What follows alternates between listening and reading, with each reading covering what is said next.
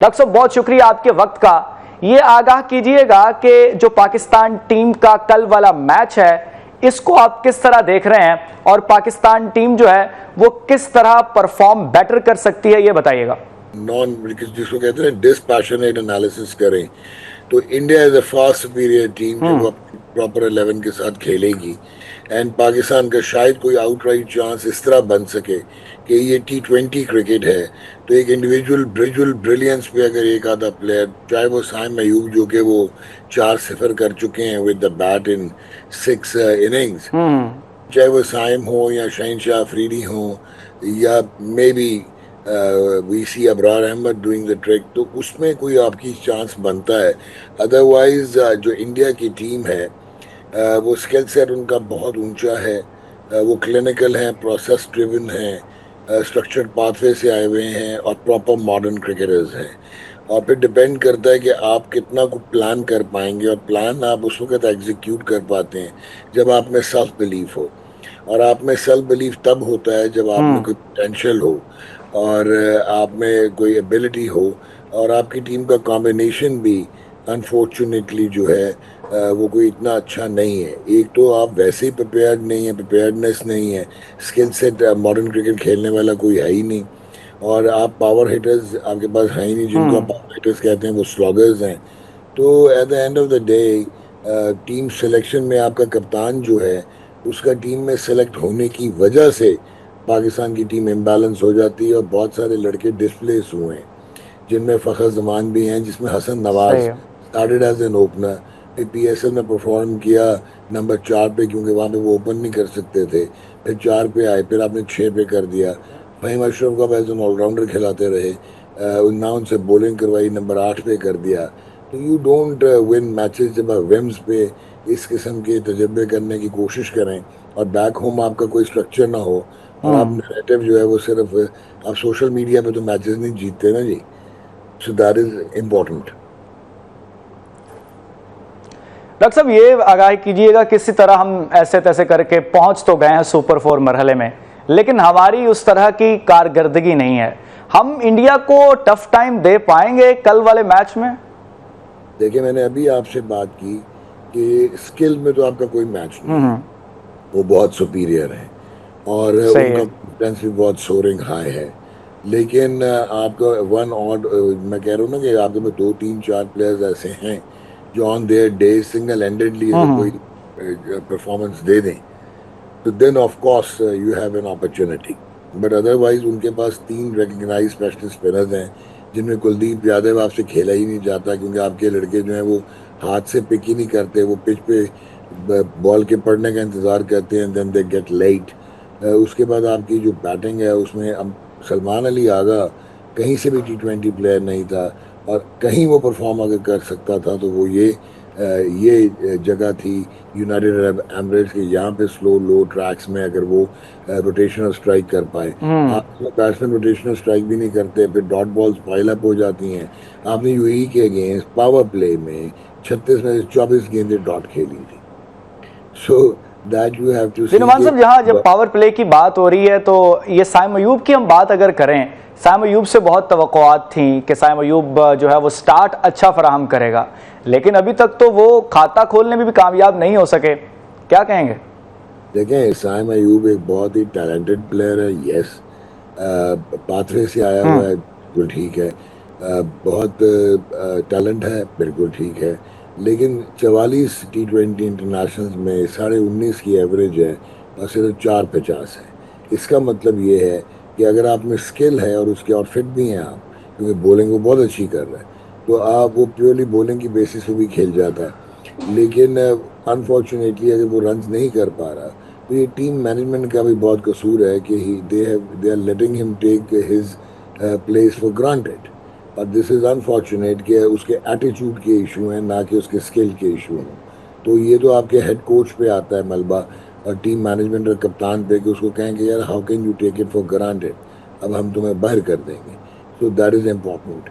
और अगर आप साइम अयूब से अगर डिलीवर नहीं हुआ कल के ऑल इम्पोर्टेंट मैच में, आप थोड़ा फ्लोटिंग बैटर ऑर्डर करके उसको नीचे लेके आए, और आप देखें कि आपने ओपन किससे करवानी है।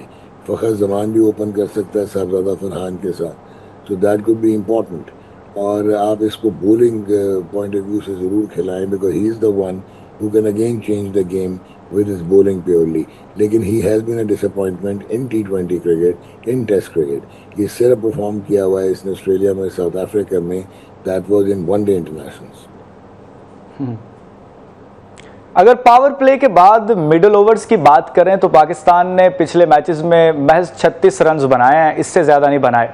अब क्या देख रहे हैं कि मिडिल ओवर्स में भी क्या चेंजिंग करने की ज़रूरत है, या तो क्योंकि स्ट्राइक भी हम रोटेट नहीं कर रहे। इसके अलावा आप क्या समझते हैं, पॉलिसी क्या होनी चाहिए इस मैच में?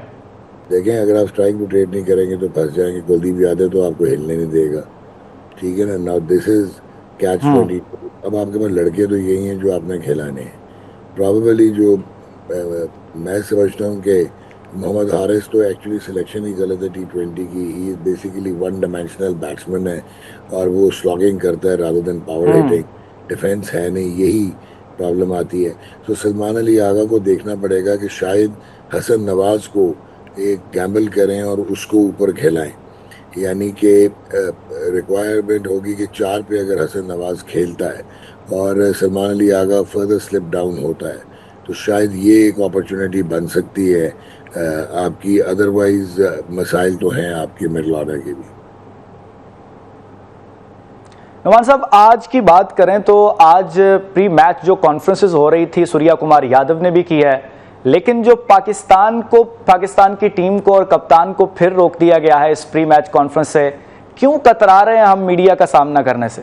हम कतरा नहीं रहे जी। अगर आप मेरे से सच सुनने की हिम्मत रखते हैं तो हमने किया हुआ ब्लंडर, और हमने बहुत मिस हैंडल किया है इसको, जो ये सारी सिचुएशन हुई। तो उसमें नंबर 1 जो बहुत इम्पोर्टेंट चीज़ ये थी कि एंडी पाइक्रॉफ्ट जो है वो मैच रेफरी था आईसीसी का, और आईसीसी के आप में लगते हैं कोड ऑफ कॉन्डक्ट लगता है। जो शेकिंग ऑफ द हैंड है या नहीं करना, वो कहीं पे भी मेंशन्ड नहीं है आईसीसी के कोड में। ये जो कोड इसको डील करते हैं वो 2.1.1 है, 2.1.2 है और 2.4 है, और उनमें कहीं पे भी ये मेंशन नहीं। हाँ, उनमें ये ज़रूर मेंशन है कि failure to maintain the spirit atmosphere of the game. उसके बाद है कि failure to withhold the spirit of the game, और उसके बाद है नॉट टू डीमीन या अपना जो है ऑपोजिशन के साथ बिहेवियर आपका जो है अगर ठीक नहीं है। अब ये क्लॉजेस में ये तो आता है, लेकिन उसने कोई गलत किया नहीं तो आप उस पर सैंक्शन क्या लगा रहे थे? हाँ, आप ये ज़रूर कह सकते थे कि भाई वो स्पिरिट ऑफ द गेम के अगेंस्ट से हाथ मिलाना, जो कि आईसीसी का कोड ऑफ कॉन्डक्ट डिस्क्राइब नहीं करता, तो उस पर क्या इम्प्लीकेशन होनी थी। हाँ, ये आप कह सकते थे कि यार आप आईसीसी के न्यूट्रल मैच रेफरी, तो आपने हमें क्यों इंडिया का मैसेज दिया? इंडिया की मैनेजमेंट या उनके ऑर्गेनाइजर्स, क्योंकि इंडिया होस्ट है, वो अगर हमें देता तो that would have been different. फिर आपने सोने पे सुहागा ये किया कि अगर उसने हाथ टॉस में नहीं मिलाया तो you should have gotten the wickets. आज जब मैच खत्म हुआ तो शिवम दुबे और जब सूर्य कुमार वापस जा रहे थे तो आप फिर हाथ मिलाने चले गए and you cut a sorry figure. अच्छा, उसके बाद जहाँ पे सूर्य कुमार ने जो हरकत की वो इंतहाई नाजायज़ थी, और वो आईसीसी के कोड के सख्त खिलाफ वर्जी थी।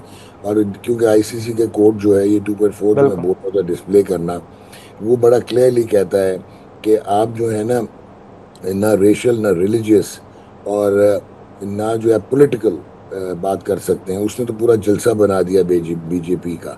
अब अनफॉर्चुनेटली आपके इतना एक्सपीरियंस मैनेजर भी थे जो कि एक्स चीफ सेक्रेटरी पंजाब रहे हुए हैं, डीएमजी ग्रुप के धांसू किस्म के फेडरल सेक्रेटरी थे, तो ही शुड हैव नोन कि कौन कौन से क्लॉजेस इंप्लीमेंट होते थे।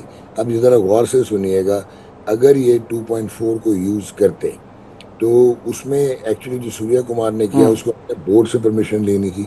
चले हमने मान लिया उसने ले ली, लेकिन आईसीसी से परमिशन लेनी थी।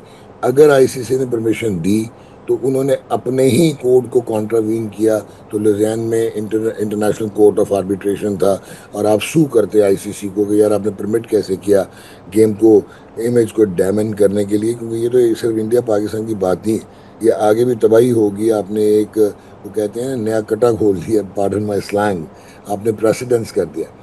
अब एक और जो इम्पोर्टेंट चीज़ है, अगर उन्होंने परमिट नहीं किया था